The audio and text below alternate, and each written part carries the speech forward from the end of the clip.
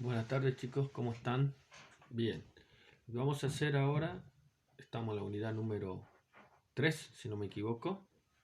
Ya habíamos visto en algunas clases, yo le pido por favor que observen el video, que tengan la paciencia, es una de las formas, creo yo, más adecuada para poder acercarnos al término de, en este caso, una de las ramas de las ciencias sociales, que es la antropología. Incluso hay una carrera que se estudia para ser antropólogo. Pero vamos a hacer una revisión con esta red conceptual, ¿sí? Como ustedes observarán, ¿sí? La antropología tiene incluso varios campos, subcampos. Faltaría, por ejemplo, historia, faltaría sociología, pero bueno, tenemos a la arqueología, necesita de la arqueología por los restos que pueden encontrar en el suelo, conjuntamente con la biología, el avance de los idiomas, la lingüística y otros análisis que se utilizan. La antropología, de esa manera, ¿qué es? ¿No? Es una ciencia que estudia el ser humano en todas sus facetas, en todas sus actividades, ¿sí? La que se llama la idea de la cultura en general, sus comportamientos, costumbres, forma de vida, ¿sí? En las manifestaciones y en la forma biológica, social, holística. Holística, o sea, el círculo desde que nace hasta que muere, en la relación, ¿sí? Con el medio. La historia, ya habíamos hablado, vamos a hacer un pequeño resumen. La verdad, la antropología se lo utilizó y nace cuando se realiza la expansión de los países europeos hacia el mundo. O sea, se lo utilizó primeramente como un instrumento de dominación, ¿sí? De estudiar al otro en su forma, en la alteridad y la otredad, o sea, en sus formas de cómo se desarrolla su medio ambiente para poderlo dominar.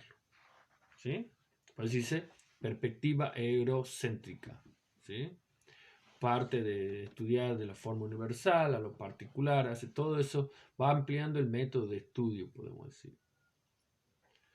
En la alteridad o otredad, ¿sí? El descubrimiento del otro, como habíamos dicho hace rato, por un lado considerar al otro a partir del siglo XVI como un extraño, lo raro, o sea, se utiliza la antropología como porque observa el europeo hacia las comunidades primitivas, perdón, comunidades le establece como orden primitivo y como tiene el avance tecnológico lo ve como raro, ¿sí? No le establece la igualdad cultural, ¿no? Ahí dice muy abajo, ¿no? Pasaremos a la segunda, a la concepción que ya hemos visto en algún punto, está en uno de los textos, aquí está más resumido. Por un lado la antropología cultural y por el otro lado la antropología biológica. Nos faltaría la antropología social, pero vamos a ir a estas dos ramas fundamentales.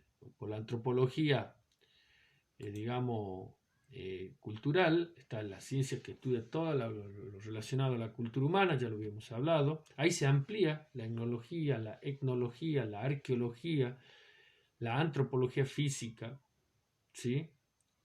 Con ramificaciones.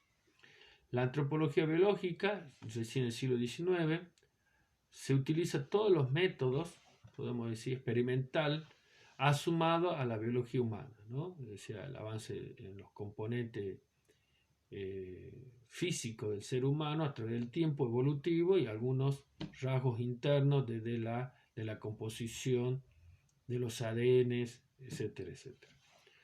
La antropología tiene varios métodos, en cierta manera, inaugurado por la física, ¿sí? Métodos científicos generales, se puede utilizar la matemática, la química, para llegar a esa conclusión del estudio del ser humano. Bien, realizado este pequeño resumen para comenzar esta segunda parte, podemos decir, de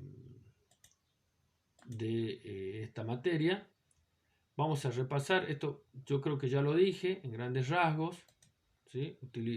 ¿Cuál es el método? Volveremos de nuevo para que podamos, quizás me acordaba que en alguna de las clases había quedado bastante lento, lo volvemos a retomar. ¿Cuáles son los métodos y técnicas de la ciencia antropológica? ¿Sí? Mayormente ese método que utilizan los científicos, que utiliza varias técnicas, ¿sí? Vamos a ir primero con los métodos y después hablaremos de las técnicas. Tenemos el método etnográfico, el estudio in situ, es decir, en el lugar de los hechos, ¿sí? Se va tomando, ¿sí?, a esas sociedades, algunas aisladas, se toman pequeños grupos y se van extrayendo los datos a libre elección de lo que considera el estudio del arqueólogo. Los resultados que generan estos estudios están relacionados a los comportamientos humanos en relación a la sociedad donde los rodea, ¿no? Este método fue adaptándose después nuevas formas, o sea, de acuerdo al avance técnico, ¿sí? O sea, la idea del método etnográfico es que el arqueólogo se introduce en el grupo para hacer su estudio, ¿no? No olvidemos que está haciendo un estudio de conductas humanas, entonces tiene que incluso introducirse, mezclarse. Por supuesto que hace selección, hace una técnica. Las técnicas, tenemos la técnica etnográfica, que utiliza en el estudio de campo, ya sea estudiando los diferentes estilos de vida y su cultura, y en esas técnicas tenemos observación directa, observación participante, conversaciones, entrevistas, informantes privilegiados, historia de vida. ¿Sí? Y por último, la otra técnica, que es la genealógica. Entonces tenemos dos técnicas, la etnográfica y la técnica genealógica. De la técnica etnográfica tenemos la observación directa, donde se recogen datos de los comportamientos individuales, ¿sí?, en una sociedad establecida que se va a estudiar, se estudian los patrones culturales, se miran las situaciones, por ejemplo, qué comen, qué hacen, sus vínculos, cómo son sus relaciones reproductivas, aspectos que tienen que ver con el ser humano, ¿no? Esto se hace en forma de diario y se toma nota de campo. Lo que estamos haciendo es ver cómo trabaja dentro del campo de estudio el antropólogo. Esto es en forma general, por supuesto, son técnicas, las básicas, podemos decir, se amplía hoy, depende de lo que se está por hacer el estudio en campo.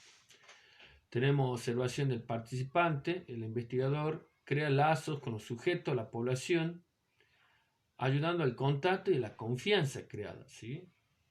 Se realizan conversaciones, incluso algunos antropólogos adoptan la lengua, aprenden la lengua de esos componentes etnográficos o comunitarios, entrevistas dirigidas especialmente a sujetos que ellos creen que son los más importantes, ¿sí? Ahí incorpora al informante privilegiado, se realizan historias de vidas que sirven para conocer la personalidad individual y los intereses y las habilidades de esa sociedad, y así poder conocer algunos aspectos de las mismas, ¿sí?